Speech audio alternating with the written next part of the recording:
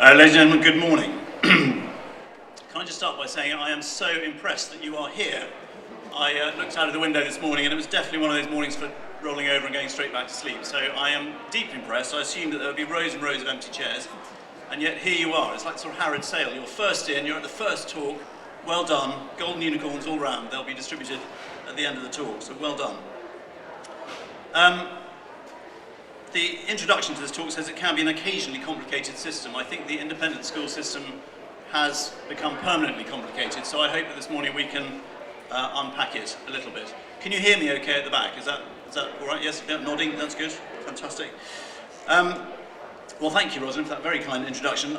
You've heard my credentials, so I won't go back over them. You might be interested, I'll give you the 1-minute history about Thomas's, which is that in 1971, my mother, who was an actress at the time, pushed leaflets through the local letterboxes and said, I'm going to start a playgroup in the local church hall to keep my unruly 2-year-old quiet, because he's being an absolute pain. I need someone else to come and play with him. And I was that unruly 2-year-old, so I would like to take full credit for starting Thomas's. My father, 6 years later, who had been a Gurkha officer and had been working in a job after that, gave up his job and did the obvious thing. They sold the family home. They moved us into a 2-bedroom basement flat. My sister thought the world had come to an end. I'm the youngest of 3 children. She was 12, my brother was 11, and I was 7. And we had triple bunks, and she had the top bunk, and my brother had the middle, and I got the bottom because I had no choice.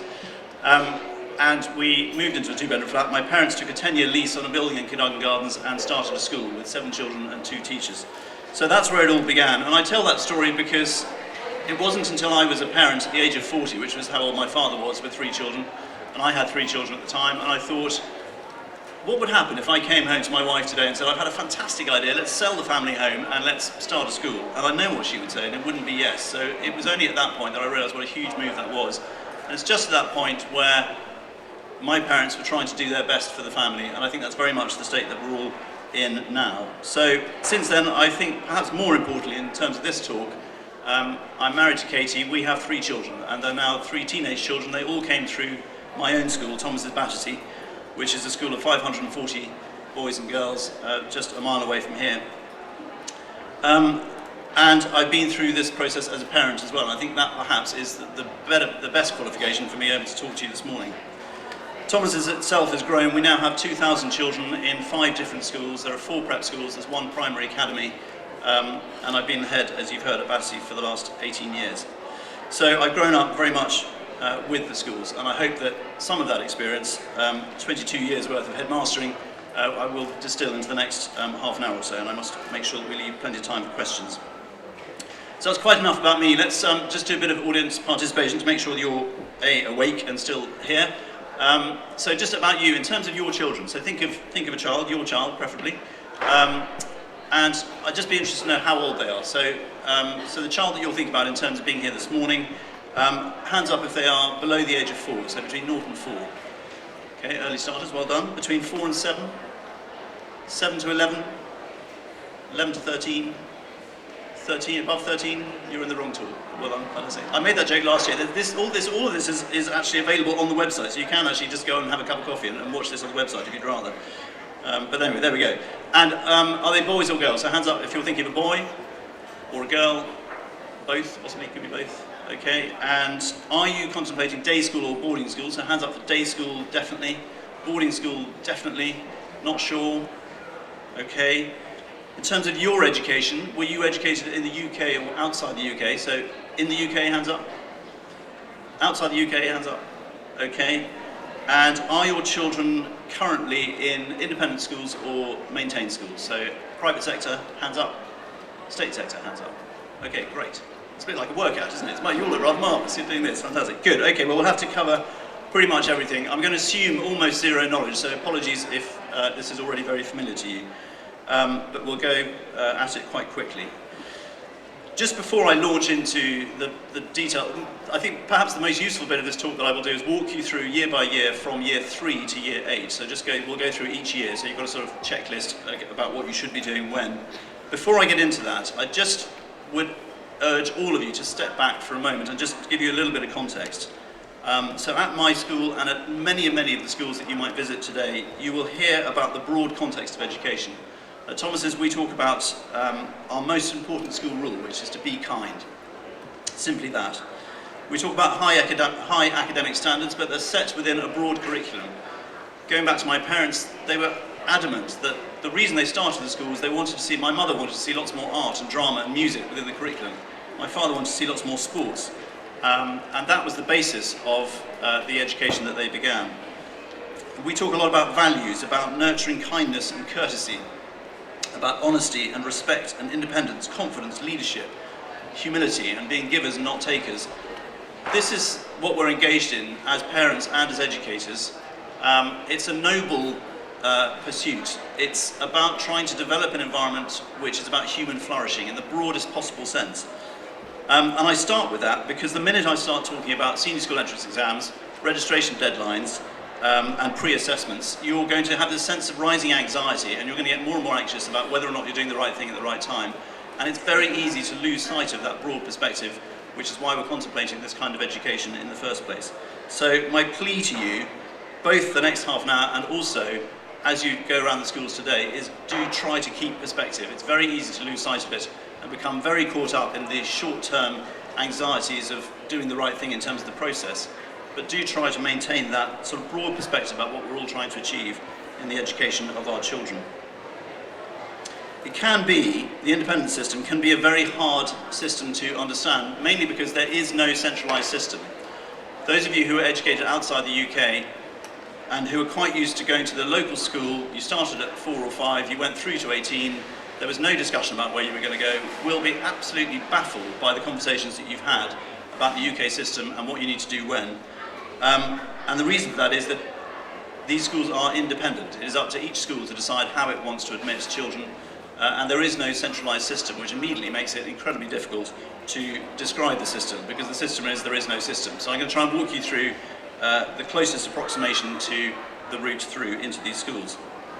It is possible, though not advisable, in the UK independent system to take competitive entrance exams at 4+, 7+, 8+, 10+, 11+, 12+, and 13+, which is why parents get so anxious about the whole thing. I would not advocate putting your children through all those things. If possible, I would pick one point of transition if you can plot that route through, for those of you who are at the beginning of the process. And it is possible to go to a number of independent schools, go from 4 to 18. If you're in one of those schools, you don't have to worry at all, you just carry straight on through. So in this particular talk, I'm going to focus particularly on transition at the age of 11 and at 13. Those are the two most usual routes. But I'm conscious as I'm talking that it's very hard to generalise. You may well come across schools today that do things in a slightly different way to the way that I'm explaining. And that's because, as I've said, there is no central system. So let's get on with it. I'm going to talk through the terminology, the timing, try to give you some wisdom gained from parenthood and headmastership. We'll talk about scholarships and bursaries, and then at the very end, just to entice you to stay till the end of the talk, I'm going to give you my top 10 tips which will guarantee the success of your child in this whole process. So there we go, that's a promise. So first of all, let's deal with the terminology. Firstly, let's just deal with this word common entrance. You'll hear an awful lot you'll hear this word common entrance bandied around a lot. You will get parents saying, my child's taking common entrance this year. And it becomes confusing immediately because common entrance can be used as a catch-all phrase to cover many different types of entrance exams. It also has a very specific meaning as well. So in terms of the specific meaning, going back some years, going back about 100 years actually, there was a board called the Common Entrance Board, now known as the Independent Schools Examination Board, the ISEB, which decided that instead of children going to different schools and taking different tests, they should get together and create one set of exams which schools could then use. And that system has really continued right up to this day. So the ISEB now produces a set of examinations at 11 and at 13. At 11 they produce a set of examinations in English, Maths and Science, and those exams are used mainly by girls' boarding schools, such as Benton, Downhouse, Wickham, a lot of the schools here today. They also produce, the ISEB also produces a set of examinations for examination at 13. And there are papers in English, Maths, Biology, Chemistry, Physics, French, German, Spanish, Latin, Greek, History, Geography and Religious Studies. there are also some tests in Mandarin and computing as well. So there's a wide range of examinations. And the board is simply a group of independent school and prep school teachers who've come together. They've written a joint syllabus. They produce exams each year, and then any senior school can. Just going to point these up a bit, then I can stop slouching. There we go. Any senior school can then opt to use these specific common entrance exams, or these ISEB papers, as their entrance tests. So a number of schools do that. I've mentioned those at 11. At 13, they tend to be used by co-ed and co-educational boarding schools like Bryanston, who are here, Marlborough, Wellington. Also by boys' day and boarding schools like Eton and St Paul's and Westminster. And they can also be used at 13 by girls' schools as the second point of entrance, so at 11 and at 13. So that's a very specific terminology about common entrance. It's not very thrilling, but that's what it means. There is then a separate set or section of schools who don't use the ICB papers, they don't use common entrance papers, but they set their own exams. In London, the most obvious example of that is the girls' London day schools. A number of those schools have grouped themselves into a consortium known as the North London Consortium, and they set examinations each year in maths and English. Schools that use those are, for example, Francis Holland, Godolphin and Latimer, Queensgate. So a lot of the girls' schools use those entrance papers as well. And then there are some non-consortium girls' schools like Jags, Putney High, St Paul's Girls, who set their own papers. So we've got schools that use common entrance, we've got the girls' schools that set their own papers. There's then a third category of schools that are independent schools. They may well have come out of the grammar school system, so they might have been grammar schools some years ago. They've become independent schools, and so their focus is very much from 11 to 18. Their transition point has been at 11, it goes through to 18. They again set their own papers, so schools like Elaine's, City of London Boys, Dulwich, Emmanuel, Latimer, these all have a strong entry at the age of 11, and they set their own papers for entry.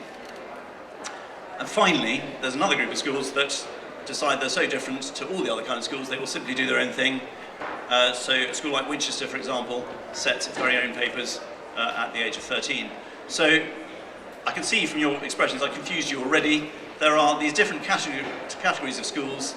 Some use a system of entry. They opt into common entrance to use that.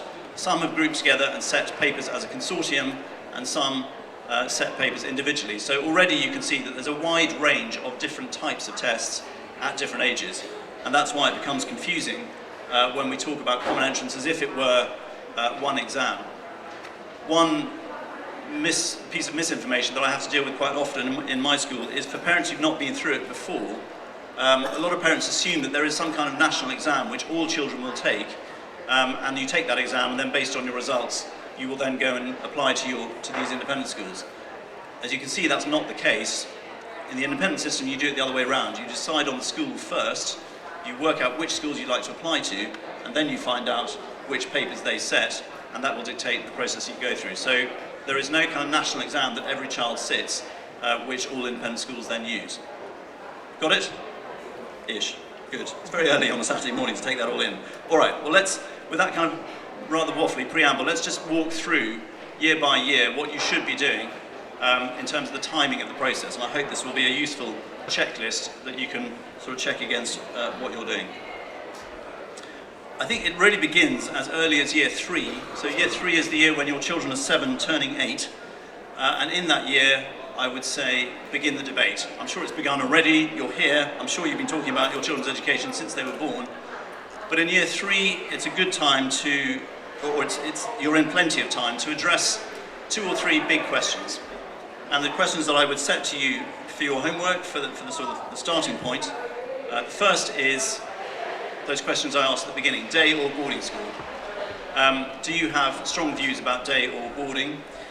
For those of you who put up your hands and said you were absolutely committed to day schools, if it's an option, and cost has to be part of the discussion here, and I'll come back to talking about that at the end, if it's an option, I would consider boarding, even if you think you'd never considered it before. I would go and look at least one school that is within an hour of your home to decide whether or not that is going to be an option. At least discount a school based on what you've seen rather than just on what you hear. So I would consider the boarding route if that's going to be at all possible. The second question is coeducational or single sex. Do you have a strong view? You can use that one at dinner parties endlessly. Not very exciting dinner parties, I hasten to add, but you can use it.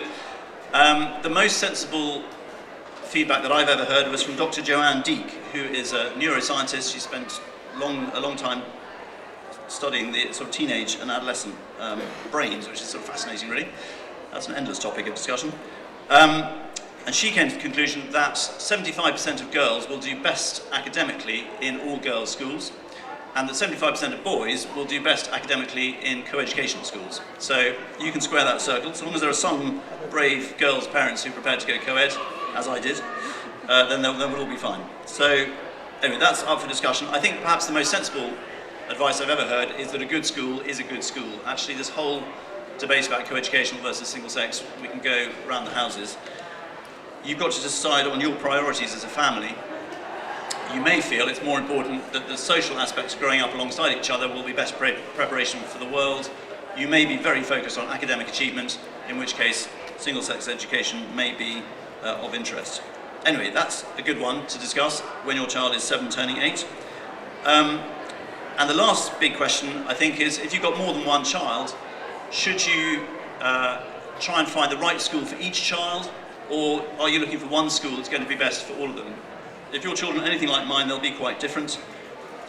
Just a slight caveat on this one, which you may have heard me say before if you've heard this talk before, but I have 3 children. I've spent 20 years telling parents they must treat every child as an individual. You must find the right school that matches the characteristics of your child. All my children have gone to the same school. Our youngest daughter, just before we sent her off, said, "Could I just go and look at one other school?" And we said, "No, absolutely not. I want the same term dates and we pick her up at the same time from the same place, and that's what we're going to do." So that became our priority. So there we go.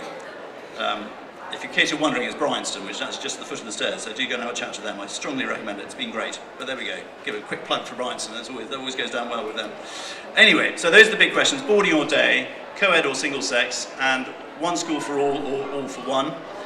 And out of that will come your 11 and 13 plus decision, but it'll become more apparent. In very broad terms, 11 is largely, or is historically, the normal transition point for girls, because girls' education used to goes from 4 to 11 and 11 to 18, as it does in the maintained sector. For boys, 13, in many cases, is a normal point of transition, because boys used to go from, a long time ago, 5 to 7, then they would board from 8 to 13, and then they would do senior school from 13 to 18. That line has become blurred, and there are many more entry points for boys at 11. There are also many more entry points for girls at 13 as well. So, tackling it in that order, boarding or day school, co-ed or single sex, will actually dictate whether you're looking for entry at 11 or 13. So that's the discussion to have in year 3 and to start getting those big ideas together. In year 4, when your children are 8 turning 9, that is the best year to research and to begin to register at these senior schools as well. Parents often say, how many schools should I look at? Really conscientious parents, 10 is plenty, maximum of 10 I would say, if you're really looking, just in terms of the research, not the registration, but just researching, around 10 schools would be not unusual. Wasn't, and the doors are blown open, that's like sort of Harry Potter entrance, and Voldemort. Anyway, you might want some fresh air, but there we go. Thank you, that's very kind. It's a dramatic moment.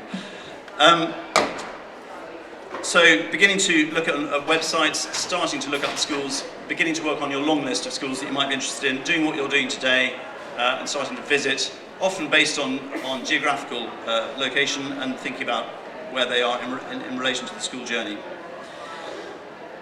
In year 5, there is an important thing that you must do. Year 5 is when your children are 9 turning 10, and it's to register at the schools that you're interested in. All schools will have a registration deadline, and the minute you know that you are seriously interested in a school, it's very important to find out when that registration deadline is. On the whole, it is the end of year 5, and you can use your child's 10th birthday as a reminder. So when your child is reaching double figures, and they're going, yay, double figures, there's something in your head needs to go, oh, hang on, I went to that talk and that chap said I should be doing something by now. And the answer is you should be registering, usually when your child is turning 10. So the registration by the end of year 5 is normally in plenty of time. There are one or two exceptions, and I'll give you one local one. So Emmanuel, for example, as schools rise and fall in popularity, their registration deadline can shift. Emmanuel is a school that's becoming very in demand. It's a co-educational day school, which is what a lot of people want in London. They cap the number of entries they'll take at 600 for 11 plus, as a result of which their deadline is beginning earlier and earlier. It's now March in year 5. So if you know you're interested in that school, you need to be registering by March in year 5, and that can catch parents out. It's very frustrating as a parent to find the school you really, really want for your child, and then we tell them, terribly sorry, you're too late to register. So registration is important. It happens in year 5. Normally, the end of year 5 is fine, and your child's 10th birthday is a good prompt. Then we come to year 6, which is when your child is 10, turning 11, and year 6 is a very, very busy year. For those who are going through the 11 plus process, I mentioned those girls' London day schools. Year 6 is the year when all that happens. And what tends to happen is in the first term of year 6, there are quite a lot of schools will interview during that term ahead of the exams, and the exams themselves are usually in January of year 6, so the second term of year 6. For those 11 plus schools that I've mentioned, it tends to be a competitive process. So a lot of those girls' schools, some of the 11 plus boys' schools that I've mentioned, will have maybe 500 or 600 children registered for around 100 places. Latimer now has more than 1,000 children registered for 120 places. It's very, very competitive. It's complicated by the fact that in many cases the same 500 or 600 children who are registered at 4 or 5 different schools. I didn't talk about that, sorry. In terms of registering, how many schools should you register at? If you're going, well, probably the answer is 4 or 5. So your long list is 10, your short list is probably about 4 or 5. These figures are inflated by the fact that in a small geographical area, it will be the same children who are competing at the same schools. So it looks like there are thousands and thousands of children in London. In fact, it does tend to settle down. Of course, the more schools that parents register at, the worse it looks, and the more panic we get, so they start registering more schools. So that becomes a vicious circle. But it's a competitive process. In terms of those 11 plus schools, the exams are taken in January. At the end of, within a fairly short time, so normally within a matter of weeks, you will have a result. The result will be an offer of a place, a turn down, or a waiting list place. And the waiting list normally stays open for a few more weeks while those who've been made offers are asked to decide. If they turn the places down, there's a reshuffling that goes on.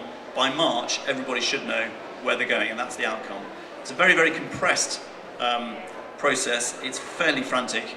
And it's not terribly pleasant. I'm not a huge fan of the 11 plus process, but I've failed in 20 years to reform it, and we haven't yet come up with a better way. You have to wait until the children are old enough to take that kind of a test. On the whole, as I've mentioned, the test is in maths, English, and often some kind of a reasoning test as well. Year 6 is also a busy year. If your children are going to enter schools at 13, you may have thought, oh well, that's okay, they're going to enter at 13, so we've got a couple more years. Now what is happening is most schools that take children at the age of 13 will do some kind of test, either in year 6 or in year 7. They call it a pre-test, and the idea is to shake down that very large number of registrations to become the number of places they actually have. So these 13 plus schools may have 500 or 600 children registered. They will go through some kind of pre-test, either in year 6 or in year 7. At the end of that process, same as with the 11 plus schools, they will make an offer. They may turn children down, they may put them on a waiting list. Their aim is to have, by the time children get to year 8, which is the year in which you take 13 plus exams, 100 children registered for 100 places, and they're all going to get in. So the competitive bit happens in those 2 years leading up to entry at 13. There is an exception to that, which I'll come on to in a minute. So in year 6, you may well find that even if your child is going for a school that takes children at 13, there is some kind of a pre-test. A lot of schools are now using the ISEB online pre-test. That is a psychometric adaptive test developed by a firm called GL Assessment. There are all sorts of online platforms that you can use as preparation for that test. It's basically a cognitive test, and it's meant to be tutor-proof. Tutors say that it's not, and if you practice it, you get better. But they would say that, wouldn't they? Anyway, moving on. So year 6 is a busy year, and you do come back with questions on that if you've got any. In year 7, there are more pre-tests for those who are applying at 13. So year 7 is when your child is 11, turning 12. Schools like Marlborough or will carry out also online tests. Harrow, Wellington, Brighton College start a process in year 6, it continues in year 7, so it's in 2 parts, and then we'll make offers. So during year 7 you should receive all the offers you're going to get. By the end of year 7, if you're going for 13 plus schools, if they are common entrance schools, you should commit to 1 school. So you may have 2 or 3 offers at that stage. You choose one of them and you say that's the school that I'm going to go to, and that means that 100 children are registered for 100 places and they will all get in. Common entrance is becoming a confirming exam, not a competitive exam. Once you get into year 8, when children are 12 turning 13, that is the year in which common entrance happens in June. However, there are some schools, and I've mentioned some of them in London, Elaine's, Dulwich, Emmanuel, which have an entry point at 13. They have a big entry at 11. They also have an entry point at 13. They don't use common entrance, and so they keep that as a competitive process. And again, there is no pre-test for that, but it's competitive and it's in January of year 8. So Dulwich will have around 180 children applying for 90 places at that point. So if you're going for non-common entrance schools at 13, you have to be registered for 2 or 3 because it's a competitive process like the 11 plus process. I've lost you completely, I can tell, but anyway, come back to me with questions later on. So that's the process from year 3 to year 8. I hope some of that timing helped, but do come back to me with questions to clarify some of it. Let's move on to wisdom, because it's much more exciting to talk about. A couple of bits of advice. Be broad-minded. Choose a school that is right for your child, not the school that you wish you'd gone to when you were their age. It's so tempting to be carried away by the visit where you get really excited about a particular line that's given to you, by what your neighbour is doing because they're so pleased with the school they've gone to, by the branding, by the league tables. But you have a wonderful, wonderful opportunity here, which is to place your child in an environment where they're going to feel confident. And it sounds a bit sort of moderate, but my advice is to say, try to place your child in the middle of the academic range of your next school. You could take the same child and you could tutor them to the hilt on a daily basis. You can cancel all their co-curricular activities. You can squeeze them into the most selective school in the country, and you can feel very pleased you've got them in there. And they may spend then the next 5 years at the bottom of the academic range of that school. They might be in the top 1% of the country, but they will be at the bottom of the peer group. Their only comparison during those 5 years, those teenage years when they're trying to work out who they are as a person, will be their peer group. And you can get a very bright child going to an incredibly selective school who comes out feeling incredibly inadequate, and that can affect their confidence for life. You will meet adults now who say, well, I went to this school, but it was completely the undoing of me, and I had a horrible time and I hated it. The same child could have gone to a school with a broader intake, a broader academic intake, where they felt very secure. They knew that they were cleverer than those in sets 5 to 12, but they're not quite as bright as those in sets 1 to 4, and they're going to work really, really hard to try and achieve the results that people in the top sets are getting. That will become a motivating factor. At the same time, they'll have the confidence to pursue their sports and their music and their drama, and they will develop as fully rounded, flourishing human beings. Just bear that story in mind as you are choosing these schools. Every parent looks at league tables, but don't assume that those at the top of the league tables are the best school for your child. They may be the worst school for your child, and you've got to be honest with yourself about where your child will fit in academically. Let me talk briefly about scholarships and bursaries. Most of these schools will offer scholarships, but there's an important difference between scholarships and bursaries, and most of them will offer bursaries as well. Scholarships is a way for these schools to attract talent. So they will have academic scholarships, they will have art scholarships, drama, music, sports. The longer the schools have been around, the more they tend to offer in scholarships because they'll have a larger endowment fund to offer. If you're interested in that area, if your child has a very specific ability, then do make inquiries early on. The standard is very, very high. Music scholarships in schools at 13 usually require 2 instruments at grade 6 or above by the time you are 12, which is quite a tall order. Sports scholarships often go to children who are playing at county level, even at the junior levels. So again, be honest with yourself, but if your child does have a really particular talent, then do make inquiries early on. Much more important is bursaries, and most independent schools, in fact all independent schools, have now diverted a large part of the funds that used to go to scholarships are now made available in bursaries. Bursaries do not require a very specific exceptional talent. To qualify for a bursary, you simply need to meet the admissions criteria for the school. And if you're not able to afford the fees, it is always, always, always worth asking.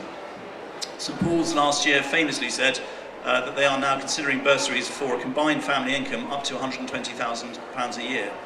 And they're hoping to raise that to £190,000. The reality of putting children through independent education is a reality that independent schools themselves have got to face. Anyone hoping to be involved in independent education in 20 years' time has got to ask themselves who is going to be able to afford that level of school fees.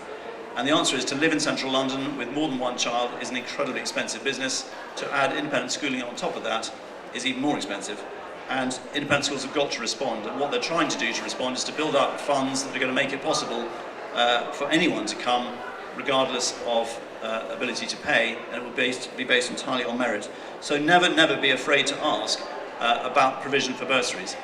Schools that have not been around for 500 years may not have very large funds able to give, but I think all schools are beginning to work on that.